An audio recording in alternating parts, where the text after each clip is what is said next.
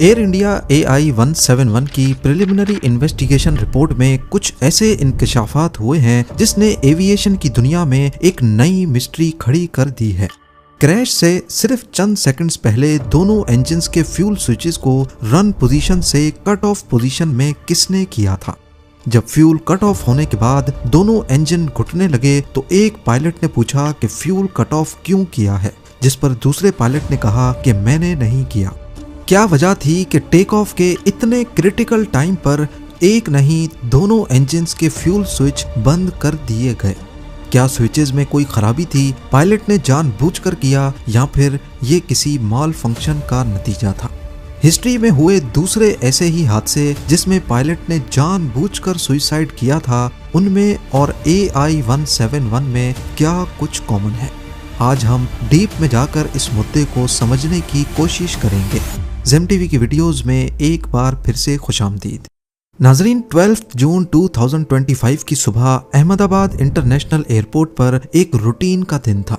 हवा में हल्की सी गर्मी और आसमान बिल्कुल साफ था।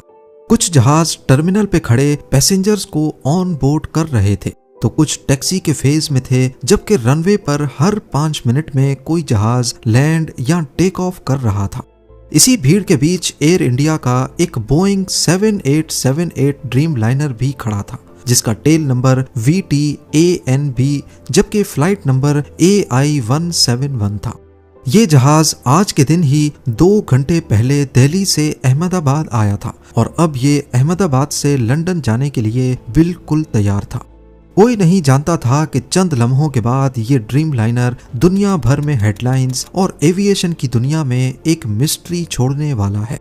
कॉकपिट में 56 इयर्स के कैप्टन सुमित सबरवाल मौजूद थे, जिनका टोटल फ्लाइंग एक्सपीरियंस 15,600 घंटे बताया जा रहा है, जिसमें से 8,200 घंटे उन्होंने इसी बोइंग 787 पर हासिल किया।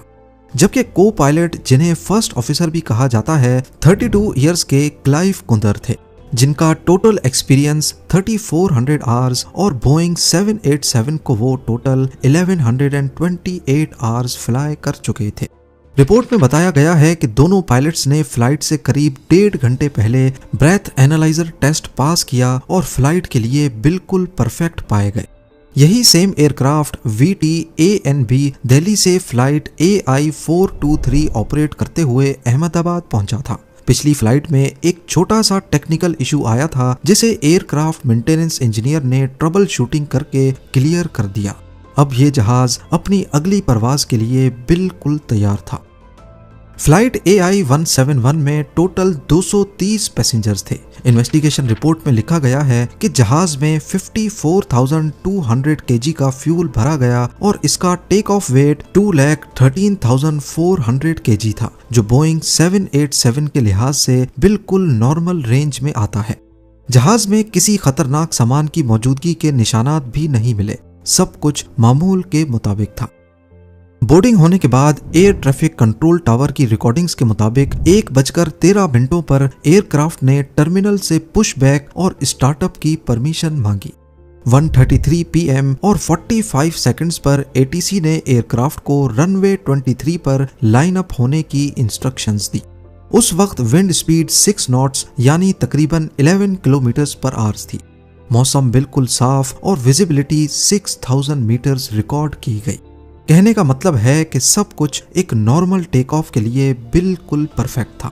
टेक ऑफ की परमिशन मिलने के बाद 1:37 PM और 37 सेकंड्स पर पायलट ने थ्रस्ट लेवर ऊपर करके स्पीड अप होना शुरू किया। याद रहे कि इस फ्लाइट में टेक ऑफ को पायलट क्लाइव कुंदर कर रहे थे, जबकि कैप्टन सुमित का रोल सिर्फ मॉनिटरिंग करने का था। Enhanced airborne flight recorder data के मुताबिक एयरक्राफ्ट ने 1:38 PM और 33 सेकंड्स पर V1 स्पीड हासिल कर ली। ये 153 नॉट्स या फिर 283 किलोमीटर्स पर आवर की स्पीड होती है, जिसके बाद टेक ऑफ को अबॉर्ट करना मुमकिन नहीं होता। 2 सेकंड्स के बाद VR की स्पीड भी हासिल हो गई, जो 155 नॉट्स होती है, और फिर 1:38 PM और 39 सेकंड्स पर एयरक्राफ्ट ने टेक ऑफ कर लिया। यहाँ तक जो कुछ भी हुआ सब कुछ नॉर्मल था। सीसीटीवी फुटेजेस में भी देखा जाए तो लिफ्ट ऑफ तक सब कुछ नॉर्मल दिख रहा है, लेकिन इसके बाद जो हुआ उसने सब कुछ बदल दिया। तकरीबन 3 सेकंड्स के बाद एयरक्राफ्ट ने 180 नॉट्स की स्पीड भी अचीव की, जिसका मतलब है कि टेक ऑफ के 3 सेकंड्स बाद तक भी इंजन थ्रस्ट प्रोड्यूस कर रहा था। एनहांस्ड एयरक्राफ्ट फ्लाइट रिकॉर्डर की मदद से मालूम पड़ा कि इसके फौरन बाद इंजन 1 और इंजन 2 के फ्यूल कट ऑफ स्विचेस एक के बाद एक सिर्फ 1 सेकंड के वक्फे से रन पोजीशन से कट ऑफ पोजीशन में तब्दील हो गए। इंजन की फ्यूल सप्लाई अब कट गई और उनकी N1 और N2 वैल्यूज तेजी से गिरने लगी, यानी इंजन का थ्रस्ट तेजी से कम होने लगा। कॉकपिट वॉइस रिकॉर्डर, जिसमें कॉकपिट की तमाम आवाजें रिकॉर्ड होती हैं, उसमें सुना गया कि ठीक इसी पॉइंट पर एक पायलट कहता है कि तुमने फ्यूल स्विच क्यों कट किया है, और अगले ने बोला कि मैंने नहीं किया। इन्वेस्टिगेशन टीम को अभी तक ये नहीं पता चला कि किस पायलट ने ये सवाल किया था और किस पायलट ने जवाब दिया। सीसीटीवी फुटेज में भी लिफ्ट ऑफ के फौरन बाद ही रैम एयर टरबाइन डिप्लॉय होता दिखाई दिया, जिसे शॉर्ट में रैड भी कहते हैं। ये एक इमरजेंसी पावर सोर्स होता है जो इंजन बंद होने पर ऑटोमेटिकली डिप्लॉय हो जाता है। ये पावर जहाज के मेन इलेक्ट्रिकल सिस्टम को चलाने के काम आता है। रैट का डिप्लॉय होना इस बात की निशानी है कि जहाज में कुछ ना कुछ अनयूजुअल जरूर हुआ था। फुटेज में भी देखा गया कि जहाज अपना एल्टीट्यूड तेजी से खो रहा है और EAFR डाटा से भी ये बात साबित होती है, क्योंकि उस वक्त दोनों इंजन्स की N2 वैल्यूज अपनी मिनिमम आइडियल स्पीड से भी कम हो गई।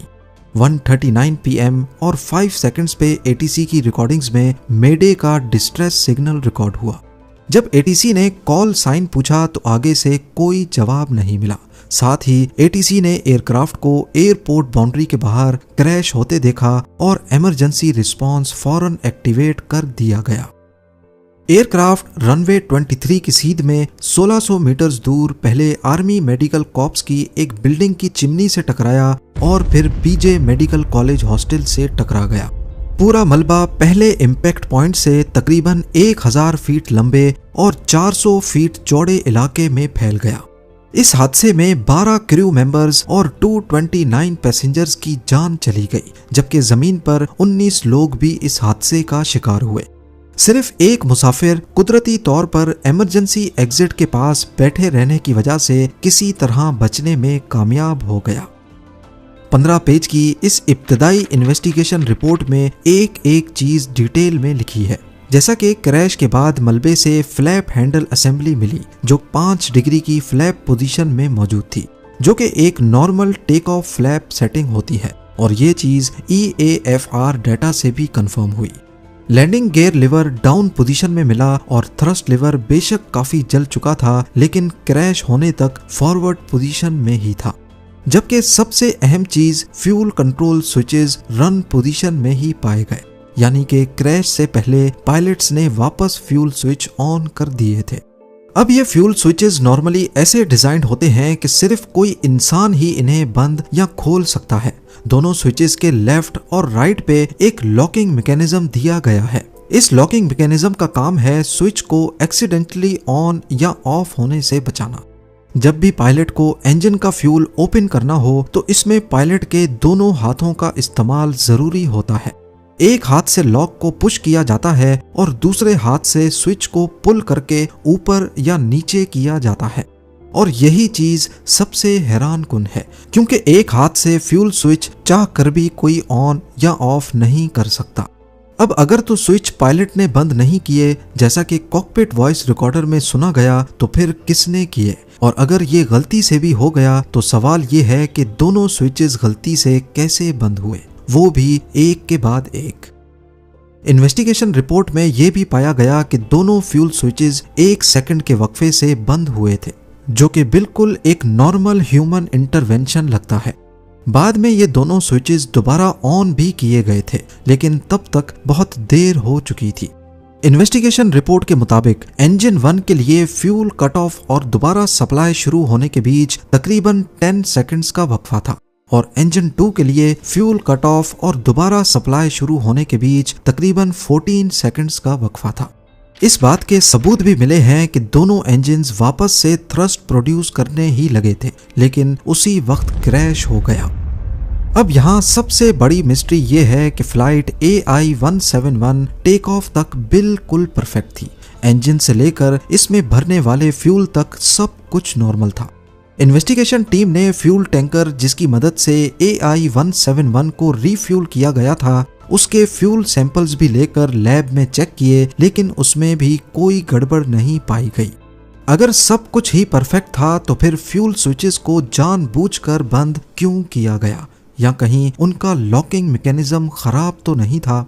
रिपोर्ट में एक और अहम चीज का भी जिक्र है, और वो ये है कि FAA ने 2018 में एक स्पेशल एयरवर्दीनेस इंफॉर्मेशन बुलेटिन जारी किया था, जिसमें fuel control switch locking feature के निकलने के इम्कान के बारे में बताया गया था। यानी फ्यूल स्विच के लॉकिंग फीचर के निकलने का खतरा कहीं ना कहीं एविएशन इंडस्ट्री में मंडला जरूर रहा था। ये बुलेटिन, जिसे सैब भी कहा जाता है, बोइंग 737 एयरप्लेन्स के ऑपरेटर्स की शिकायत पर जारी किया गया था, जिसका मतलब है कि बोइंग 737 के कुछ एयरक्राफ्ट्स में ये मसला पहले भी रिपोर्ट हो चुका है। फ्यूल कंट्रोल स्विच डिजाइन, जिसमें लॉकिंग फीचर भी शामिल है, मुख्तलिफ बोइंग एयरप्लेन मॉडल्स पर एक जैसा ही है, जिसमें पार्ट नंबर 4TL8373D भी शामिल है, और वही part air India flight AI-171 में इस्तेमाल होने वाले एयरक्राफ्ट VT-ANB में लगा हुआ था।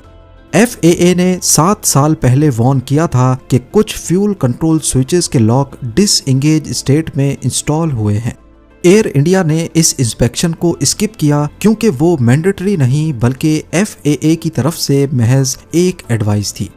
पर दूसरी तरफ अगर अज्यूम किया जाए कि एयरक्राफ्ट का फ्यूल स्विच लॉकिंग मैकेनिज्म खराब भी था और टेक ऑफ के दौरान गलती से वो स्विच ऑफ हो गया, तो इतना बड़ा इत्तेफाक कैसे हुआ कि दोनों स्विचेस 1 सेकंड के वक्फे से एक के बाद एक बंद हो गए। और अगर तो पायलट ने खुद जानबूझकर किया तो इसकी सिर्फ एक ही वजह हो सकती है, और वो है सुसाइड। पर क्या वाकई ये सुसाइड भी था या नहीं? 2015 में जर्मन विंग्स फ्लाइट 9525 के को पायलट ने कॉकपिट को अंदर से लॉक कर दिया जब कैप्टन बाथरूम यूज करने गया था। कॉकपिट वॉइस रिकॉर्डर से पता चला कि उसने जानबूझकर प्लेन को एल्प्स के पहाड़ों से टकराया। बाद में पता चला कि को पायलट का मेंटल हेल्थ रिकॉर्ड पहले से खराब था। 2013 में लैम मोज़म्बिक फ्लाइट 470 के कैप्टन ने ऑटो पायलट को मैनुअली 0 फीट्स पे सेट कर दिया था जब फर्स्ट ऑफिसर कॉकपिट से बाहर गया। FDR डाटा से कंफर्म हुआ कि उसने ये काम जानबूझकर किया और एयरक्राफ्ट क्रैश हो गया। इसी तरह 1999 में इजिप्ट फ्लाइट 990 में भी क्रैश होने से पहले कॉकपिट में रिलीजियस फ्रेजेस सुने गए और उसके बाद एयरक्राफ्ट नोज डाइव पोजीशन में चला गया। को पायलट का ये अमल इजिप्ट की गवर्नमेंट के मुताबिक एक मैकेनिकल फेलियर का नतीजा था, जबकि FAA ने इसे सुसाइड मिशन तस्वर किया। और 1997 में सिल्क एयर फ्लाइट 185 में भी पायलट ने पहले कॉकपिट वॉइस रिकॉर्डर और फ्लाइट डाटा रिकॉर्डर को मैनुअली बंद किया और उसके बाद जहाज को नोज डाइव पोजीशन में लाकर क्रैश कर दिया। हिस्ट्री के इन वाकयात को नजर में रखते हुए इन सब सुसाइडल मिशंस में एक चीज कॉमन पाई गई, पायलट का ATC को जवाब ना देना। पर एयर इंडिया 171 के केस में जैसा इसे सोशल मीडिया पर सुसाइडल मिशन बनाकर दिखाया जा रहा है, वैसा हरगिज नहीं लगता, एटलीस्ट अभी तक की इन्वेस्टिगेशन के मुताबिक, क्योंकि पायलट ने एक पॉइंट पर आकर फ्यूल स्विचेस वापस ऑन किए थे। अगर नीयत कुछ और होती तो उनको ऑन नहीं किया जाता। दूसरा, वो दोनों अच्छी तरह रिस्पॉन्सिव थे और क्रैश से 2 सेकंड्स पहले उन्होंने ATC को मेडे का डिस्ट्रेस सिग्नल भी दिया था। और तीसरा ये कि क्रैश से चंद सेकंड्स पहले एयरक्राफ्ट की नोज ऊपर देखी गई और फ्लाइट डाटा ने भी इसे कंफर्म किया था। यानी उनको उम्मीद थी कि इंजन दोबारा थ्रस्ट देंगे और जहाज शायद वापस ऊपर उठ जाएगा। अगर ये जानबूझकर किया जाता तो फिर क्या ही मतलब था एलिवेटर्स को टेक ऑफ पोजीशन में रखने का। इस बारे में आपकी क्या राय है, मुझे कमेंट सेक्शन में जरूर बताइएगा। उम्मीद है जेम टीवी की ये वीडियो भी आप लोग भरपूर लाइक और शेयर करेंगे। मिलते हैं अगली शानदार वीडियो में।